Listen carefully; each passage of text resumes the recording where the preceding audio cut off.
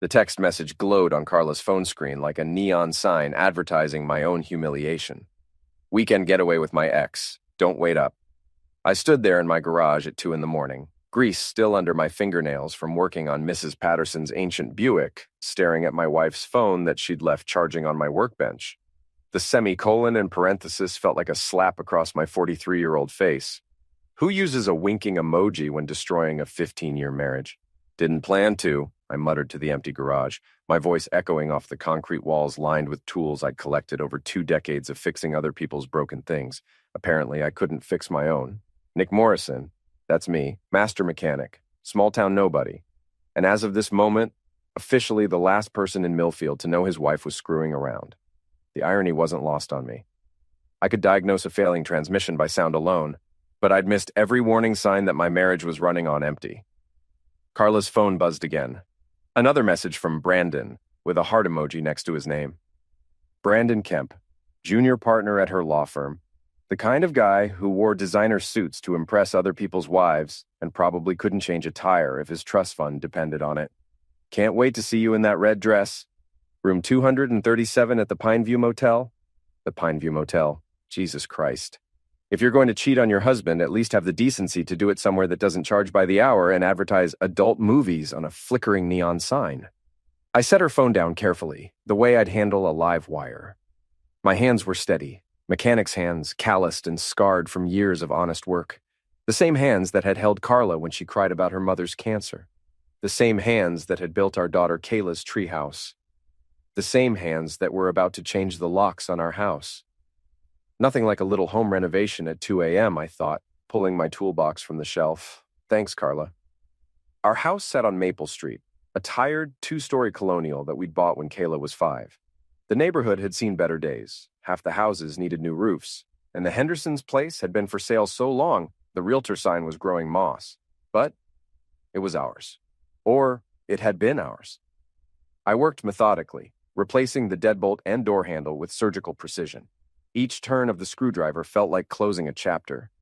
15 years of marriage, reduced to a pile of old hardware on the front porch. By sunrise, I had Carla's clothes boxed and loaded in my pickup truck. Designer suits, expensive shoes, that red dress Brandon was so eager to see, all of it crammed into cardboard boxes like evidence from a crime scene. The drive to Brandon's apartment complex took 12 minutes. Riverside Gardens, the kind of place that tried to sound upscale but was really just overpriced boxes stacked on top of each other. I found his building, 3rd floor, corner unit with a BMW parked underneath. The same BMW I'd seen in the law firm's parking lot when I'd picked Carla up for lunch last month. I stacked the boxes neatly by his door and left a note on top. Special delivery from your girlfriend's husband. Enjoy the red dress. It looks better in boxes. My phone rang as I was driving home. Carla's ringtone. Crazy. By Patsy Cline. The irony was intentional when I'd said it 2 years ago. Now, it just seemed prophetic. Nick, where are you? I can't get into the house. That's because you don't live there anymore. Silence. Then, what do you mean? I mean your weekend getaway just became permanent. Check Brandon's doorstep. Nick, listen to me. I hung up. The phone rang again immediately. I turned it off and drove to Marty's bar. The last hand opened early for the construction crews and shift workers.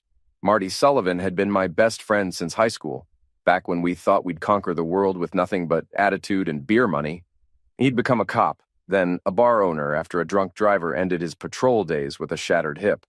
I'd become a mechanic because I liked fixing things that made sense.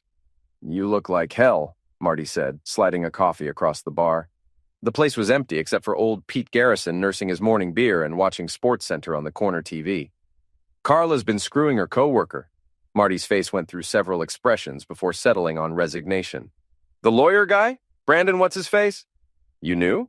Suspected. She's been coming in here with her girlfriends, talking loud about how she deserves better than a grease monkey. Last week, Lily mentioned something about Carla having lunch dates that lasted 3 hours. Lily Chen, Carla's best friend since law school, the kind of woman who collected gossip like some people collected stamps. If Lily knew, then half the town knew. Why didn't you tell me? Marty poured himself a shot of bourbon and knocked it back. Would you have believed me? He was right. I would have defended Carla, made excuses, found reasons why my wife of 15 years couldn't possibly be cheating. Love makes you stupid that way. So what's your play? Marty asked. I changed the locks, boxed her stuff, left it at Loverboy's apartment. That's a start. What about the divorce? I hadn't thought that far ahead. The word divorce felt foreign, like a language I'd never learned to speak. But sitting in Marty's bar at 7 in the morning, drinking coffee that tasted like regret, I realized I was about to get a crash course. I need to think. You need a lawyer. Can't afford one. Not like Carla can. That was the truth that stung most.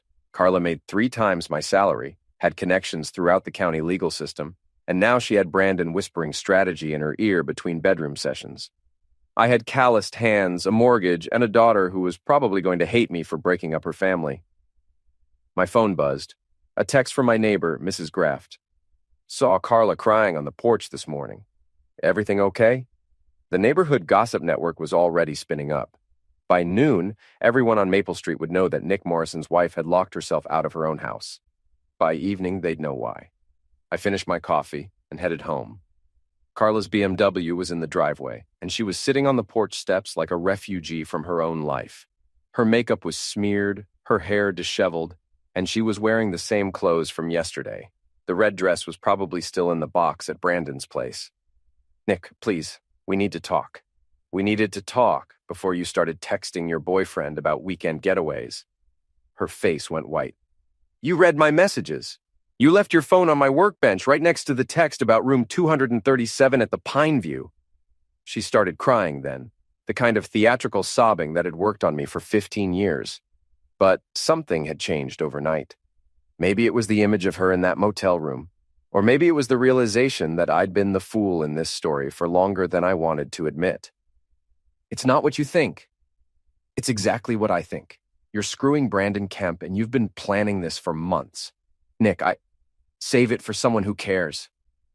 I walked past her to the front door, key in hand. She followed, still talking, still making excuses, still trying to rewrite history in real time. But the new lock turned smoothly, and the door closed behind me with a sound like finality. Through the window, I watched her sit back down on the steps. Mrs. Graft was peeking through her curtains, probably taking notes for her next phone call to the neighborhood watch. This was going to be the best gossip Maple Street had seen since the Henderson's son got arrested for selling dope at the high school. My phone rang, Kayla's number. Dad, Mom called me crying. She says you locked her out of the house. My daughter, 20 years old, junior at State, studying communications with a minor in social media drama. She'd inherited Carla's looks and my stubbornness, a combination that had made her teenage years feel like a war zone. Your mother made some choices, sweetheart. Now she's dealing with the consequences. What choices? Dad, you're scaring me. I closed my eyes. How do you tell your daughter that her mother is a cheater without sounding like the bitter ex-husband you're about to become? Ask your mother. She's got all the answers. After I hung up, I sat in my kitchen and tried to figure out what came next. The house felt different already, emptier, but also cleaner somehow, like I'd finally taken out trash that had been stinking up the place for months. My phone buzzed with notifications, Facebook, Instagram, text messages. The Millfield gossip machine was warming up, and I was about to become the main attraction. A text from Lily. Heard about you and Carla. So sorry, Nick. If you need anything. Right.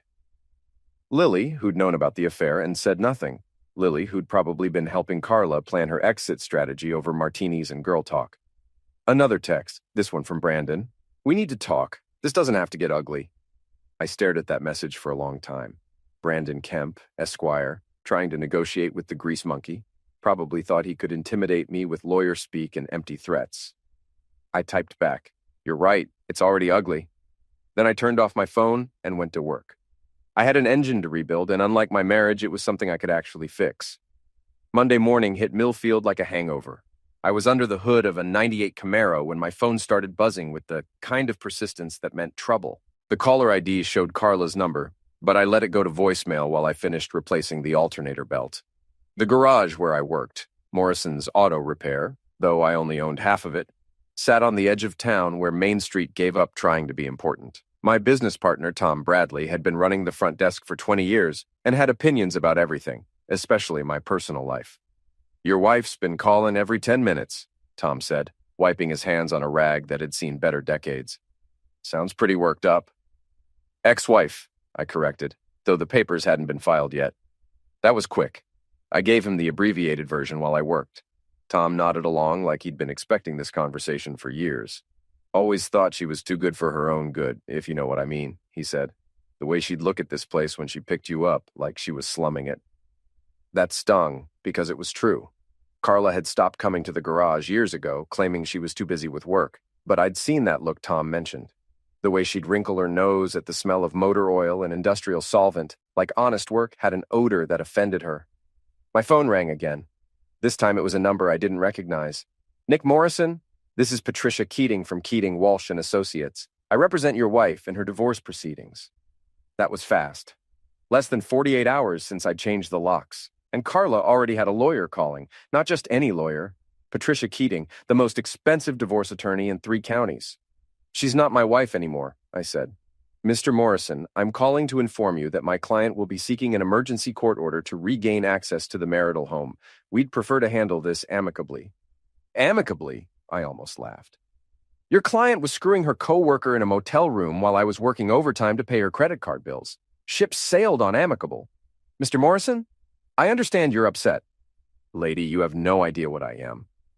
I hung up and went back to work, but my hands were shaking now, and I dropped a wrench twice before Tom took it away from me. You need a lawyer, he said. Can't afford Patricia Keating. So get someone else. My cousin Danny does divorce law. He's not fancy, but he's mean when he needs to be. I was considering that when my phone buzzed with a text from an unknown number. Your husband's having a meltdown. #divorce drama. #Millfield mess. It was a screenshot of Kayla's Instagram story, shared by someone who thought I needed to see my own daughter throwing me under the bus for social media likes. The post had a picture of our house with Carla's BMW in the driveway and crying face emojis scattered around like digital tears. The comments were already piling up. OMG, what happened? Your parents are getting divorced? Your dad seems like such a nice guy, though. Plot twist coming. 20 years old and she was turning our family crisis into content for her followers. I wanted to be angry, but mostly I felt tired. When did everything become a performance? I called Danny Bradley, Tom's cousin, and made an appointment for Wednesday. Then I drove to the Pineview Motel. I'm not sure what I expected to find there. The scene of the crime, maybe. Some evidence that would make sense of how 15 years of marriage had ended up in a room that rented by the hour. The motel sat on Route 9, the kind of place that catered to truckers and people having affairs. The parking lot was mostly empty at 2 in the afternoon, just a few cars that looked like they'd been there since the Clinton administration. Room 237 was on the 2nd floor, overlooking the dumpster. Romantic. I was standing there, trying to imagine Carla in that red dress climbing these stairs when a voice behind me said, "You looking for someone?" I turned around. The desk clerk was maybe 60, with the kind of face that had seen everything twice and wasn't impressed by any of it. "Just curious about the accommodations," I said. He looked me up and down, taking in my work clothes and the grease under my fingernails. "You don't look like our usual clientele." "What's your usual clientele?" "Folks who pay cash and don't ask questions." I pulled out my wallet and showed him a picture of Carla from my driver's license holder. "You seen her before?" He studied the photo, then looked at me with something that might have been sympathy. "Mister, I make it a point not to remember faces. Bad for business." But his expression told me everything I needed to know. Carla had been here, probably more than once. I drove home through downtown Millfield, past the courthouse where I'd probably be spending a lot of time in the coming months, past the law offices where Carla worked, past the coffee shop where she used to meet her girlfriends to complain about her boring husband. The town looked different now, like I was seeing it through new eyes. Every building held memories that felt contaminated. The restaurant where we'd celebrated our 10th anniversary. The movie theater where we'd had our first date. The church where we'd gotten married in front of 200 people who were probably already gossiping about our divorce. When I got home, there was a process server waiting on my porch. A kid who looked like he'd rather be anywhere else, holding an envelope like it might explode. "Nick Morrison? That's me. You've been served." The papers were exactly what Patricia Keating had threatened. An emergency motion for Carla to regain access to the house, plus a restraining order that prohibited me from maltreating, intimidating, or interfering with my wife. I was reading through the legal language when Carla's BMW pulled into the driveway. She got out slowly, like she was approaching a wild animal. "Nick, we need to talk." Your lawyer said you prefer to handle this amicably. This doesn't feel amicable. She looked tired, older than her 38 years. Her hair was pulled back in a ponytail, and she wasn't wearing makeup. For a moment, she looked like the woman I'd married. Before the law degree, before the designer clothes, before Brandon. I never wanted it to happen this way. How did you want it to happen? Were you planning to ease me into the idea of you screwing around? It's not about Zex, Nick. It's about feeling alive again. That stopped me cold. Feeling alive? What the hell does that mean? It means I've been dying inside this marriage for years. It means I wake up every morning feeling trapped. It means you're a cheater who's trying to make it sound noble. Her face hardened. The vulnerable moment passed, replaced by the lawyer who knew how to argue a case. I want half the house, half your pension, and spousal support. Danny Bradley already called Patricia's office. He seems nice, but Nick, you're outgunned here. Make this easy on yourself. Easy on myself? I laughed, but there was no humor in it. Carla, I haven't made anything easy on myself since the day I married you. She turned to go, then stopped. For what it's worth, I am sorry it ended this way. No, you're not. You're sorry you got caught. After she left, I sat on my porch and watched Mrs. Graft pretend to water her garden while obviously listening to every word. The restraining order was still in my hand, and I read it again, looking for loopholes. The legal language was designed to intimidate, but I'd been dealing with intimidation my whole life. Rich customers who thought they could bully me into free work. Suppliers who tried to cheat me on parts. A wife who'd spent years making me feel like I wasn't good enough. My phone buzzed. A text from Marty. Heard about the papers. Come by the bar tonight. First round's on me. Then another text, this one from Lily. Nick, I know you're hurting, but Carla's my friend. I hope we can all be adults about this. I stared at that message for a long time. Lily, who'd known about the affair. Lily, who'd probably been covering for Carla for months. Lily, who was now trying to play peacemaker while her best friend was taking me to the cleaners. I typed back, being an adult is overrated. Ask your friend. The last hand was busier than usual for a Monday night. Word travels fast in a small town, and apparently my personal drama was the evening's entertainment. I could feel eyes on me as I walked to the bar, conversations stopping mid-sentence, the kind of attention that made me want to crawl under a rock. Marty had my beer ready before I sat down. Rough day? Getting rougher? I told him about the restraining order, the lawyer, Kayla's Instagram post. He listened without interrupting, occasionally nodding like he'd heard this story before. You know what your problem is, he said when I finished. Enlighten me. You're playing defense. Carla's got lawyers, money, public sympathy because she's the wronged wife who finally escaped her blue-collar husband. You're reacting to everything she does instead of making her react to you. What are you suggesting? I'm suggesting you remember who you are. You're Nick Morrison. You've been fixing impossible problems your whole life. This is just another broken machine. I was considering that when the door opened and Brandon walked in.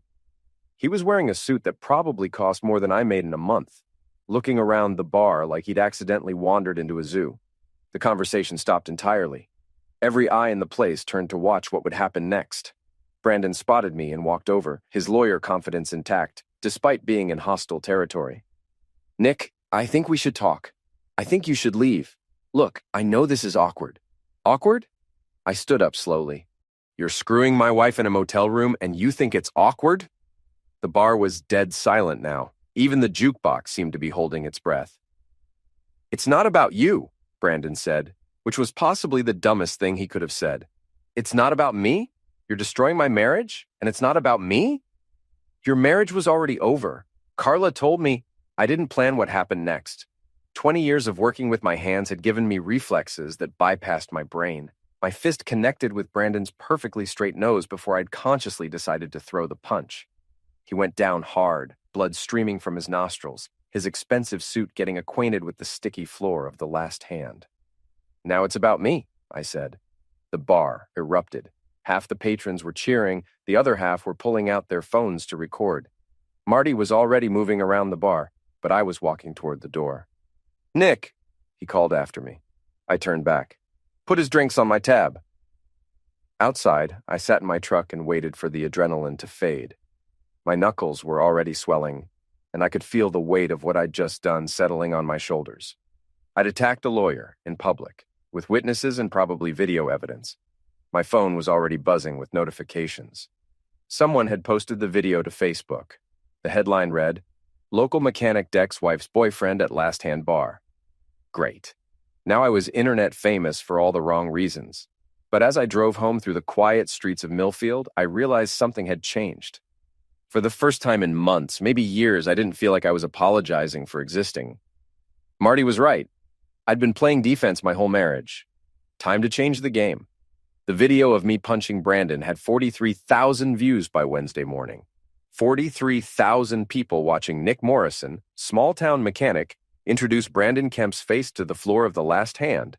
The comments were split between people calling me a hero and people calling me a thug. My favorite comment, "Finally, someone who doesn't settle things with lawyers." My least favorite, toxic masculinity at its finest. This man needs anger management. I was reading through the responses over coffee when my phone rang. Danny Bradley, my new lawyer, sounding like he'd rather be defending serial butchers. "Nick, please tell me you didn't actually attack opposing counsel in a public bar. I punched a guy who was screwing my wife. The fact that he's a lawyer is just a bonus. This complicates things."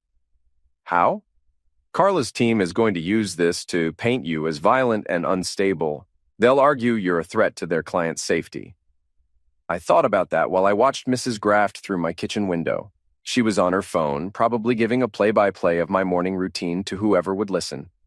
"Danny, let me ask you something. In your professional opinion, how screwed am I?" "On a scale of 1 to 10, about a 7, but Nick, I've seen worse cases turn around."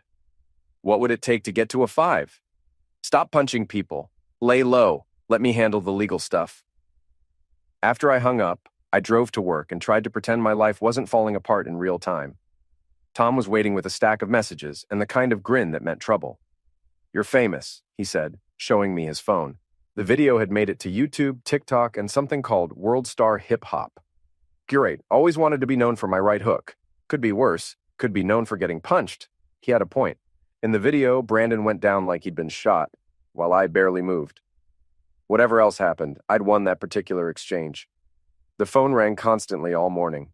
Reporters wanting interviews, lawyers offering their services, and people I hadn't talked to in years suddenly concerned about my well-being. I ignored most of them, but one call caught my attention.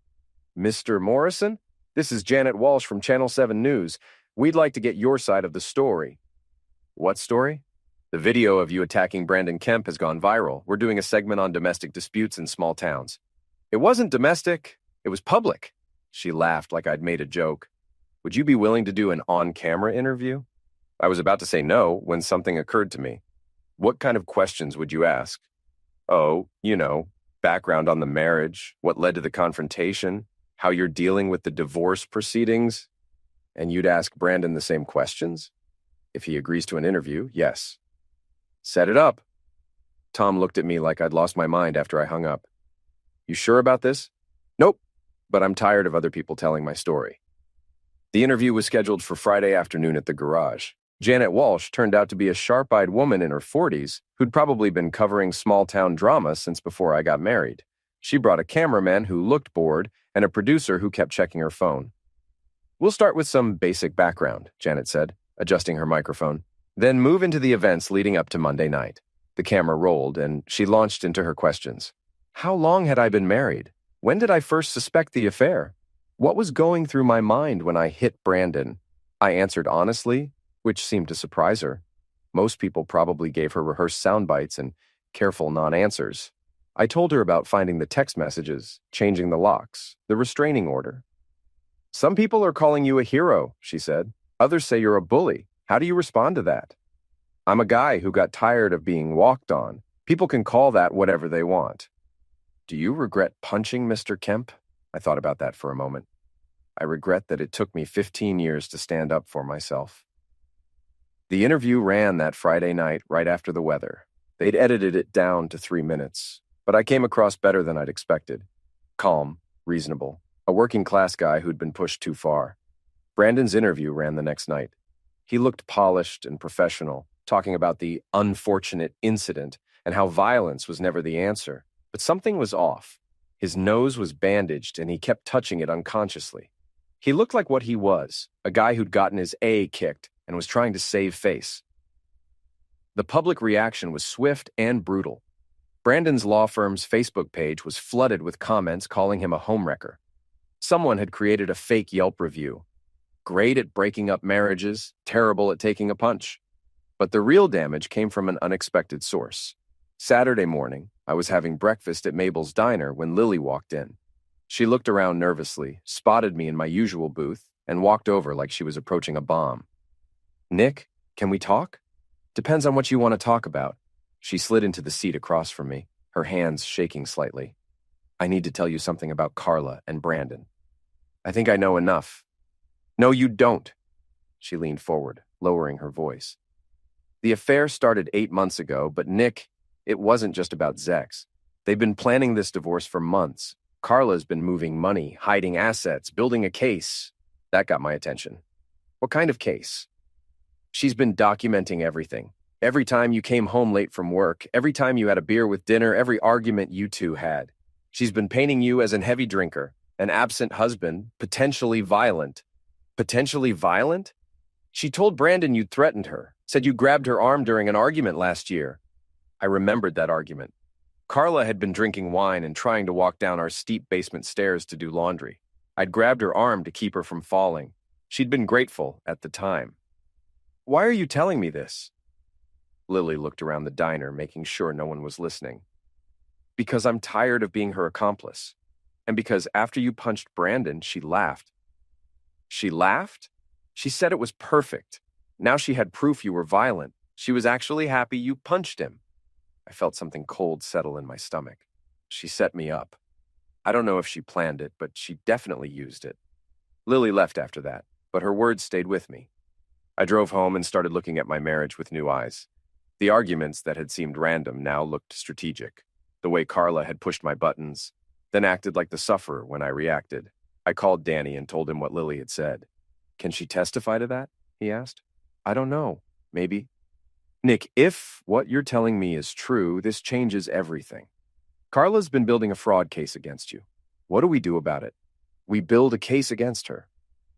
That afternoon, I started digging through our financial records, bank statements, credit card bills, tax returns. I'd always let Carla handle the money. She was the lawyer, after all. But now I was looking for patterns, discrepancies, anything that didn't add up. What I found was worse than I'd imagined. Over the past year, Carla had been systematically draining our joint accounts. Small amounts at first, then larger ones. Money that should have gone to our mortgage, our retirement fund, Kayla's college expenses. She'd been funneling it into accounts I didn't even know existed. But the real smoking gun was in her credit card statements. Hotel charges, restaurant bills, expensive gifts. All for 2 people, all during times when she'd told me she was working late or attending legal conferences. The affair hadn't started 8 months ago. It had been going on for over a year. I made copies of everything and drove to Danny's office. He looked through the documents with the kind of focus that reminded me why Tom had recommended him. "This is good," he said finally. "Very good. She's been defrauding the marital estate, lying under oath about the timeline of the affair, and if Lily will testify about the setup, we can prove malicious prosecution." "What does that mean in plain English?" "It means instead of you paying her alimony, she might end up paying you." For the first time in weeks, I smiled. I like the sound of that. "Don't get ahead of yourself. We still have to prove it in court. And Nick, you can't punch anyone else, no matter what they do or say." I promised to behave, but as I drove home, I was already planning my next move. Carla thought she was playing chess while I was playing checkers. Time to show her that mechanics understand more than just engines. Some machines need a gentle touch to fix them. Others need to be completely rebuilt. The deposition was scheduled for Thursday morning at Patricia Keating's office, a glass and steel monument to expensive legal advice on the good side of town. I wore my only suit, the same one I'd gotten married in, and tried not to feel intimidated by the marble floors and abstract art that probably cost more than my truck. Danny met me in the lobby looking confident in the way that lawyers do when they know something the other side doesn't. "Remember," he said as we rode the elevator to the 15th floor, "answer only what they ask. Don't volunteer information. And Nick, whatever they say about you, don't react. What if they say something about Kayla? Especially then." Patricia Keating's conference room overlooked the entire town. From up here, Millfield looked like a toy train set, complete with miniature houses and streets that seemed too small for real people to live on. I could see my neighborhood, the garage where I worked, even the last hand where I'd punched Brandon. Carla was already there, sitting next to Patricia like they were old friends. She'd dressed for the occasion, conservative suit, minimal makeup, the kind of outfit that said responsible professional woman instead of cheating wife. She didn't look at me when I walked in. Brandon was there too, his nose still slightly swollen, but the bandages gone. He had a legal pad covered with notes and the kind of smirk that made me want to punch him again. The court reporter, a tired-looking woman in her 50s, set up her machine and asked me to raise my right hand. Do you solemnly swear to tell the truth, the whole truth, and nothing but the truth? I do. Patricia started with softball questions. My name, address, occupation, length of marriage. Then she moved into more dangerous territory. Mr. Morrison, isn't it true that you have a drinking problem? No. But you frequent the last hand bar several nights a week. I have a beer with friends. That's not a drinking problem. How many beers would you say you consume in a typical week? Danny objected, but I answered anyway. Maybe 6 or 7, less than a beer a day. And on the night you attacked Mr. Kemp, how many beers had you consumed? 1. Just 1? Just 1. She made a note like she didn't believe me, then moved on to our marriage. Would you describe your relationship with Mrs. Morrison as volatile? I describe it as normal. We had arguments like any married couple. Arguments that sometimes became physical. I felt Danny tense beside me. I never punched my wife. But you did grab her arm during an argument last year, didn't you? I kept her from falling down the basement stairs. She'd been drinking wine. So you admit to putting your hands on her. I admit to keeping her from breaking her neck. This went on for 2 hours. Patricia trying to paint me as an abusive drunk, me trying to stay calm while she twisted every normal marital moment into evidence of my character flaws. Carla sat there the whole time, nodding along like she was hearing these stories for the first time. Finally, it was Danny's turn. Mrs. Morrison, he said, consulting his notes. When did your affair with Mr. Kemp begin? Patricia objected, but Carla answered. We began seeing each other in March. March of this year. Yes. Are you sure about that date? Positive. Danny slid a credit card statement across the table. This shows a charge for 2 dinners at Romano's restaurant on February 14th of last year, Valentine's Day. Can you explain that? Carla's face went pale. I don't remember that specific charge. What about this hotel charge from last October? The Marriott downtown, charged to your personal credit card. You told your husband you were at a legal conference in Chicago that weekend. I could have. Mrs. Morrison, isn't it true that your affair with Mr. Kemp has been ongoing for over a year? Patricia was objecting frantically, but the damage was done. Carla had lied under oath about when the affair started, and now Danny had proof. But he wasn't finished. Mrs. Morrison, over the past 12 months, you've transferred approximately $37,000 from joint marital accounts into personal accounts that your husband knew nothing about. Can you explain those transfers? Those were for household expenses. Household expenses like this? He slid another document across the table. A $5,000 payment to Brandon Kemp's credit card company. The room went dead silent. Even the court reporter looked up from her machine. I was helping him with a temporary cash flow problem, Carla said weakly. You were using marital funds to pay your lover's bills? It wasn't like that. What was it like? Patricia called for a break, but it was too late. Carla looked like she was going to be sick, and Brandon was staring at the documents like they were written in a foreign language. In the hallway, Danny was practically glowing. That went better than I hoped. What happens now?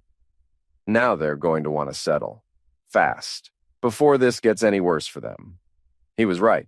Before we even made it to the elevator, Patricia was asking for a private conference. The settlement offer was generous.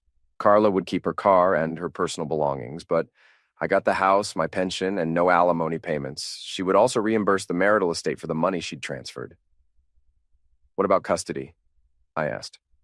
Kayla's 20 years old, Patricia said. There's no custody issue. What about her college expenses? There was a long pause. Mrs. Morrison will continue to pay those. I looked at Danny, who nodded slightly. I'll think about it, I said. That night, I called Qley and told her about the deposition. She listened without interrupting, which was unusual for her. Dad, I need to tell you something. What's that, sweetheart? Mom asked me to post that Instagram story. She said it would help her case if you looked unstable. I felt that familiar cold feeling in my stomach. What did you tell her? I told her I'd think about it. But Dad, I didn't want to do it. She kept pushing, saying it was just social media. It didn't mean anything. But you did it anyway. I was confused. She made it sound like you were having a breakdown, like I needed to protect myself. I closed my eyes. Even my own daughter had been turned into a weapon against me. Kayla, I need you to know something. I never had a breakdown. I just got tired of being lied to. I know that now. Dad, I'm sorry. It's not your fault. Your mother is very good at making people do what she wants. After we hung up, I sat on my porch and watched the sun set over Millfield. Mrs. Graft was in her garden, pretending to dope while obviously hoping I'd do something worth reporting. The Hendersons' house still had that for sale sign, and the Pineview Motel's neon sign was already flickering to life in the distance. My phone buzzed. A text from Marty. Heard the deposition went well. Drinks to celebrate? Another text. This one from Tom. Channel 7 wants to interview you again. Something about the settlement? And then one more from a number I didn't recognize. You think you're so smart, but this isn't over. I stared at that last message for a long time. It could have been from Carla or Brandon or any of their friends who thought I'd gotten lucky in the deposition, but something about the tone felt different, angrier, more personal. I was still thinking about it when a car pulled into my driveway. Not Carla's BMW, but a Honda Civic I didn't recognize. The driver got out slowly, looking around like she was afraid of being watched. It was Lily. Nick, I need to talk to you. About what? About what's going to happen next. She looked scared, which was unusual for someone who usually thrived on drama and gossip. Carla knows I talked to you, she said. She knows I told you about the money and the setup. So she's not taking the settlement. She's going to fight. Let her fight. Danny has all the evidence he needs. You don't understand. She's not fighting fair. She's going to destroy you, Nick. Your reputation, your business, everything. How? Lily looked around again, then stepped closer. She's been recording your phone calls, the ones where you sound angry or drunk. She's going to edit them together and make you sound unstable. That's illegal. She's a lawyer. She knows how to make illegal things look legal. I felt the ground shifting under my feet. What else? She's been talking to your customers, trying to get them to say you've been distracted at work, making mistakes. She wants to claim you're having a breakdown that's affecting your job performance. Jesus Christ. And Nick, there's something else. Something I probably shouldn't tell you. Tell me. She's been seeing a therapist. Not for help to build a case. She's been telling the therapist that she's afraid of you, that you've been threatening her. She wants to use those sessions as evidence. I sat down on my porch steps, feeling like I'd been punched in the gut. Carla wasn't just fighting the divorce. She was trying to destroy my entire life. Why are you telling me this? Because I'm tired of being part of it, and because you deserve to know what you're up against. After Lily left, I called Danny and told him everything. He listened without interrupting, occasionally making notes. Can she do all that? I asked when I finished. Some of it. The recorded phone calls might not be admissible, depending on how she got them. The therapist sessions are privileged, but if she claims she's afraid for her safety, a judge might allow it. What about talking to my customers? That's just good lawyering. Unethical maybe, but not illegal. I hung up, feeling like I was drowning. For every move I made, Carla had a countermove. For every piece of evidence Danny found, she had a story to explain it away. But as I sat there in the dark, watching Mrs. Graff's house lights go out one by one, I realized something important. Carla was smart, but she'd made one crucial mistake. She'd underestimated how much damage a man could do when he had nothing left to lose. The town council meeting was held the third Tuesday of every month in the basement of the library, a fluorescent-lit room that smelled like old books and broken dreams. Usually about 12 people showed up to argue about potholes and snow removal budgets. Tonight, there were 47 people crammed into folding chairs, and they weren't there for municipal business. They were there for the show. I walked in at exactly 7 o'clock, wearing my work clothes and carrying a manila folder that contained everything I needed to end this war. Carla was already there, sitting in the front row with Patricia Keating and Brandon, who was sporting a black eye that hadn't been there yesterday. "Rough week?" I asked Brandon as I walked past. He didn't answer, but his hand moved unconsciously to his face. Apparently, I wasn't the only person in Millfield who didn't appreciate homewreckers. Mayor Davidson called the meeting to order and went through the usual agenda items: street repairs, the upcoming 4th of July festival, a complaint about Mrs. Patterson's cats. Then he got to the item everyone was waiting for. "We have a request from Patricia Keating to address the council regarding a public safety matter." Patricia stood up, every inch the professional advocate. "Thank you, Mayor Davidson. I'm here representing Carla Morrison, who has been the sufferer of an ongoing maltreatment campaign by her estranged husband." A murmur went through the crowd. This was better than cable television. "Mrs. Morrison has been subjected to property destruction, verbal threats, and physical intimidation. Just last week, Mr. Morrison attacked my client's colleague in a public establishment. We're asking the council to consider enhanced penalties for domestic maltreatment." She talked for 10 minutes, painting me as a dangerous stalker who was terrorizing his innocent wife. She had charts, statistics, and legal precedents. She even had a PowerPoint presentation. When she finished, Mayor Davidson asked if anyone wanted to respond. I stood up. "I'd like to address these allegations." "Mr. Morrison, this isn't a trial." "No, it's not. It's better than a trial. It's the truth." I walked to the front of the room and opened my folder. 47 pairs of eyes were watching me, waiting to see if the local mechanic could hold his own against the big city lawyer. "Patricia Keating wants you to believe I'm a dangerous man," I said. "She wants you to believe I've been maltreating my wife. Let me show you what maltreatment actually looks like." I held up the first document. "This is a credit card statement showing that my wife spent $5,000 of our joint money to pay her lover's bills. This is maltreatment of our marriage." Gasps from the audience. Patricia was on her feet objecting, but Mayor Davidson told her to sit down. "This," I continued, holding up another paper, "is a recording device that my wife hid in my truck to record my private phone calls. This is maltreatment of my privacy." More gasps. Carla was looking pale, but I wasn't finished. "And this," I said, holding up a photograph, "is my wife and Brandon Kemp at the Pineview Motel 14 months ago. Not 8 months like she testified under oath. 14 months. This is maltreatment of the truth." The crowd was buzzing now, but I raised my voice over them. "Patricia Keating says I'm dangerous. She's right. I'm dangerous to liars, cheaters, and lawyers who think small-town people are stupid enough to believe whatever they're told." I turned to face Carla directly. "You want to know what maltreatment looks like?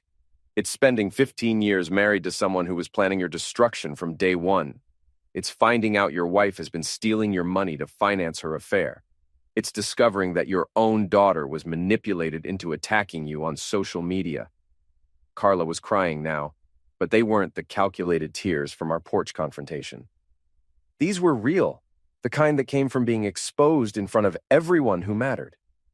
"You thought I was just a stupid mechanic," I continued. "You thought I'd roll over and let you take everything I'd worked for. You thought wrong." I pulled out the final document. "This is a sworn statement from Lily Chen, detailing how my wife planned this entire divorce, including manipulating me into punching Brandon so she could claim I was violent." The room exploded. People were shouting, chairs were scraping, and Mayor Davidson was banging his gavel like he was trying to drive nails. Brandon was on his feet. "That's a lie." "Is it?" I turned to face him. "Then explain why you came to the last hand that night. Explain why you walked right up to me and started talking about my wife. Explain why you said exactly the words that would make any husband take a swing." His face went red. "I was trying to be reasonable." "You were following a script, Carla's script." Patricia was shouting about defamation and slander, but nobody was listening to her anymore. The crowd was on my side now, and they wanted blood. "Mr. Morrison," Mayor Davidson said when the noise died down, "what exactly are you asking for?" "I'm asking for justice. Real justice, not the kind you buy from expensive lawyers." I turned back to the crowd, most of whom I'd known my entire life. These were my customers, my neighbors, the people who'd watched me grow up and build a business and try to be a decent husband and father. Carla Morrison and Brandon Kemp thought they could destroy my reputation in this town. They thought they could make me look like the villain while they rode off into the sunset with my money and my dignity. I paused, looking directly at my wife. They forgot one important thing. This town knows who I am. You've all brought your cars to me when they broke down. You've trusted me with your problems for 20 years. You know I'm not the man Patricia Keating described." The crowd murmured agreement. Mrs. Graff was nodding vigorously, and even the Hendersons were there, looking sympathetic. "So here's what's going to happen," I said. "Carla Morrison is going to accept the settlement offer my lawyer presented. She's going to stop maltreating my customers and spreading lies about my business. She's going to leave Millfield and start her new life somewhere else." "And if she doesn't?" someone called from the back. I smiled, the kind of smile that didn't reach my eyes. "Then I'll release the rest of the evidence. The financial records, the recorded conversations, the timeline of lies, all of it. And I'll make sure every lawyer in 3 counties knows exactly what kind of person they're dealing with." Carla was sobbing openly now, and Patricia was packing up her briefcase like she couldn't wait to leave. Brandon looked like he wanted to disappear through the floor. "One more thing," I said. "Brandon, I want you to know that black eye you're sporting. That wasn't from me. That was from Jerry Patterson, whose wife you've been hitting on at the country club. Seems like cheating is a pattern with you." Brandon's face went white. Jerry Patterson was 6'4" and had played college football before he took over his family's construction business. "Jerry wanted me to tell you that if you come near his wife again, you'll get more than a black eye." The meeting dissolved into chaos after that. People were talking, laughing, pointing at Carla and Brandon like they were exhibits in a zoo. Patricia was trying to hustle her clients toward the exit, but the crowd wasn't making it easy. I packed up my folder and walked out into the cool night air. Marty was waiting by my truck, grinning like he'd just watched his team win the Super Bowl. "That was beautiful," he said. "That was necessary. What happens now?" "Now they leave town, and I get my life back." We drove to the Last Hand, where half the town council meeting had relocated. People were buying me drinks, slapping me on the back, treating me like I'd just slayed a dragon. But the best moment came around midnight when my phone buzzed with a text from Kayla. "Dad, I just heard about the town meeting. I'm proud of you. Mom called and said she's taking the settlement. It's over. It's over." 2 words that felt like a weight lifting off my shoulders. I walked outside and called Danny to confirm. The papers would be signed by Friday, the divorce finalized within 30 days. Carla would be gone by the weekend, Brandon was already looking for jobs in other cities, and Patricia Keating had apparently decided that Millfield was too small for her practice. The next morning, I was at the garage early, working on Mrs. Patterson's Buick again. The engine was running rough, but it was fixable. Everything was fixable if you knew what you were doing and weren't afraid to get your hands dirty. Tom arrived with coffee and the local newspaper. "You made the front page," he said. The headline read, "Local man fights back against divorce fraud." The article was fair, presenting both sides but clearly sympathetic to my story. The comments online were overwhelmingly supportive. "You're a hero," Tom said. "I'm a guy who got tired of being pushed around. Same thing, sometimes." That afternoon, a moving truck pulled up to my house. I watched from the garage as Carla supervised the loading of her belongings. She didn't look in my direction, didn't wave goodbye, didn't acknowledge the end of 15 years of marriage. Brandon was there too, helping carry boxes like he was eager to get out of town. His BMW had a for sale sign in the window, and I'd heard he was moving to Denver where nobody knew his story. As the truck pulled away, Mrs. Graff appeared at her fence. "Good riddance," she said. "Yeah, good riddance." That evening, I sat on my porch with a beer and watched the sun set over Millfield. The town looked the same as always. Tired houses, cracked sidewalks, the neon sign from the Pineview Motel flickering in the distance. But something felt different. I felt different. My phone rang. Kayla's number. "Dad, I'm coming home this weekend." "You don't have to do that, sweetheart. I know you're busy with school." "I want to. I want to see you. And I want to apologize for that Instagram post."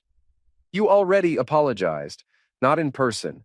And Dad, I want to help you redecorate. The house is going to feel empty without Mom's stuff." I looked through my front window at the spaces where Carla's furniture used to be. It did look empty, but it also looked clean, like a fresh start. "I'd like that," I said. After we hung up, I finished my beer and went inside. The house was quiet in a way it hadn't been for years. Not the tense quiet of a failing marriage, but the peaceful quiet of a man who'd fought for what mattered and won. I walked through the rooms, already imagining how they'd look with different furniture, different pictures on the walls. Maybe I'd turn Carla's old office into a workshop. Maybe I'd finally finish the basement the way I'd always wanted. Maybe I'd start dating again. though that seemed impossible to imagine right now. My phone buzzed one last time. A text from an unknown number. Saw the news coverage. You're an inspiration. My husband cheated too, and I thought I had to just take it. Thank you for showing me I don't. I stared at that message for a long time. Apparently, my story had reached beyond Millfield, beyond the gossip networks and local news coverage. Other people in similar situations were watching, learning, maybe finding the courage to fight back. That felt good. Better than good. I turned off the lights and headed upstairs to bed. Tomorrow, I'd go back to work, fixing other people's problems and building the life I wanted. The life I deserved, the life I'd fought for and won. In the distance, I could hear the sound of cars on Route 9, people traveling to somewhere else, somewhere better. But I was staying right here in Millfield, in the house I'd saved, in the town that knew who I really was. They'd called me a lot of things over the past few months. Sufferer, villain, hero, fool. But tonight I knew exactly what I was. I was Nick Morrison, and I'd played the last hand. And I'd won.